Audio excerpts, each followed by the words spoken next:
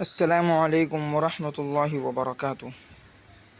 محترم اور مکرم سامعین، اللہ تبارک و تعالیٰ نے ہمیں بہت ساری نعمتوں سے نوازا ہے۔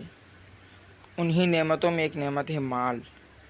اللہ تبارک و تعالیٰ نے قرآن کریم میں جاں بجاں مال کے لیے لفظ خیر کا بھی استعمال کیا ہے، جیسے سورہ صاد کے اندر حضرت سلیمان علیہ السلام کا قول نقل کرتے ہوئے اللہ تبارک و تعالیٰ فرماتے ہیں: اعوذ باللہ من الشیطان الرجیم، فقال انی احببت حب الخیر عن ذکر ربی حتی توارت بالحجاب۔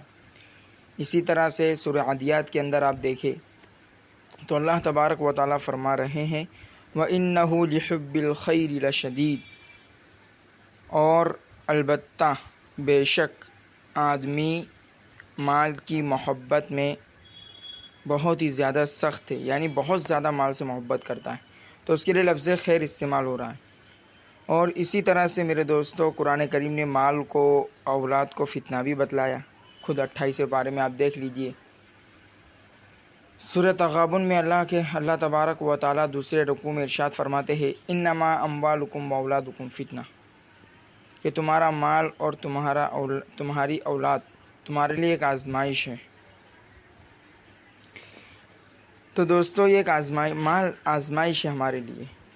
اب اس آزمائش میں کچھ لوگ اتنے آگے بڑھ جاتے ہیں کہ قرآن کے فرمان کے مطابق، اللہ تبارک و تعالیٰ کے فرمان کے مطابق وہ شیطان کے ساتھی بن جاتے ہیں۔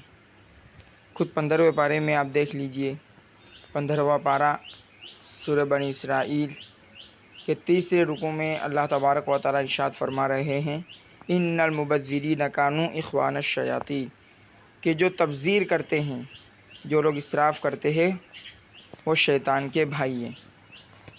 اب اس میں انسان کس طرح سے امتیاز کرے کہ کون سا خرچہ ہم خواہ مخواہ کر رہے اسراف میں ہے اور کون سا اسراف میں نہیں ہے، اسی بات کو سمجھنے کے لیے ہم نے یہ ویڈیو بنایا ہے۔ آپ ضرور آخر تک سنیں اور اپنے ساتھیوں کو، جو کافی مال و دولت اور ثروت والے ہیں، ان کو بھی سینڈ کریں، اور اسی طرح سے ان حضرات کو بھی ضرور سینڈ کریں جو حضرات ہر چھوٹی بڑی بات کو اسراف کے اندر داخل کرتے چلے جاتے ہیں۔ تو آئیے پڑھتے ہیں کیا لکھا ہے۔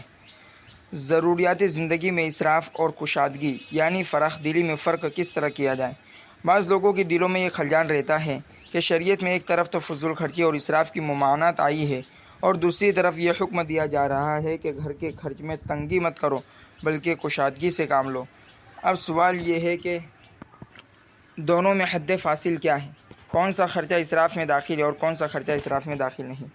اس خلجان کے جواب میں حضرت تھانوی رحمۃ اللہ علیہ نے گھر کے بارے میں فرمایا کہ ایک گھر وہ ہوتا ہے جو قابل رہائش ہو، مثلا جھونپڑی ڈال دی یا چھپر ڈال دیا، اس میں بھی آدمی رہائش اختیار کر سکتا ہے، یہ تو پہلا درجہ ہے جو بالکل جائز ہے۔ دوسرا درجہ یہ ہے کہ رہائش بھی ہو اور ساتھ میں آسائش بھی ہو، مثلا پختہ مکان ہے جس میں انسان آرام کے ساتھ رہ سکتا ہے، اور گھر میں آسائش کے لیے کوئی کام کیا جائے تو اس کی ممانعت نہیں ہے، اور یہ بھی اسراف میں داخل نہیں۔ مثلا ایک شخص ہے، وہ جھونپڑی میں بھی زندگی بسر کر سکتا ہے، اور دوسرا شخص جھونپڑی میں نہیں رہ سکتا، اس کو تو رہنے کے لیے پختہ مکان چاہیے، اور پھر وہ اس مکان میں بھی اس کو پنکھا اور بجلی چاہیے۔ اب اگر وہ شخص اپنے گھر میں پنکھا اور بجلی اس لیے لگاتا ہے تاکہ اس کو آرام حاصل ہو، تو یہ اسراف میں داخل نہیں۔ اور ہمارے اس دور میں ہم کہیں گے کہ اگر کوئی اے سی بھی لگوا رہا ہے تو یہ اسراف میں داخل نہیں۔ تیسرا درجہ یہ ہے کہ مکان میں آسائش کے ساتھ آرائش بھی ہو، مثلا ایک آدمی کا پختہ مکان بنا ہوا ہے، پلاسٹر کیا ہوا ہے، بجلی بھی ہے، پنکھا بھی ہے، لیکن اس مکان پر رنگ نہیں کیا ہوا، یعنی کلر نہیں مارا ہے۔ اب ظاہر ہے کہ رہائش تو ایسے مکان میں بھی ہو سکتی ہے، لیکن رنگ و روغن کے بغیر آرائش نہیں ہو سکتی۔ اب اگر کوئی شخص آرائش کے حصول کے لیے مکان پر رنگ و روغن کرائے تو شرعاً وہ بھی جائز ہے۔ خلاصہ یہ کہ رہائش جائز، آسائش جائز، آرائش جائز، اور آرائش کا مطلب یہ ہے کہ اگر کوئی انسان اپنے دل کو خوش کرنے کے لیے کوئی کام کر لے تاکہ دیکھنے میں اچھا معلوم ہو، دیکھ کر دل خوش ہو جائے، تو اس میں کوئی مذائقہ نہیں، شرعاً یہ بھی جائز ہے۔ اس کے بعد چوتھا درجہ نمائش۔ اب جو کام ہو رہا ہے اس سے نہ تو آرام مقصود ہے نہ آرائش مقصود ہے، بلکہ اس کام کا مقصد یہ ہے کہ لوگ مجھے بڑا دولت مند سمجھے، اور لوگ یہ سمجھے کہ اس کے پاس بہت پیسہ ہے، اور تاکہ اس کے ذریعے دوسروں پر اپنی فوقیت جتاؤ کہ ارے میرے پاس تو بہت ہے، میرے گھر میں تو اے سی ہے، 4 اے سی ہے وغیرہ وغیرہ، اور اپنے آپ کو بلند ظاہر کروں، یہ سب نمائش کے اندر داخل ہے اور شرعاً یہ ناجائز ہے اور اسراف میں داخل ہے۔ یہی 4 درجات لباس اور کھانے میں بھی ہے، بلکہ ہر چیز میں ہے۔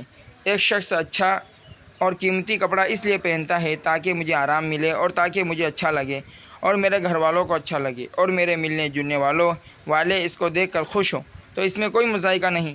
لیکن اگر کوئی شخص اچھا اور قیمتی لباس اس نیت سے پہنتا ہے تاکہ مجھے دولت مند سمجھا جائے، مجھے بہت پیسے والا سمجھا جائے اور میرا بڑا مقام سمجھا جائے، تو یہ نمائش ہے اور ممنوع ہے۔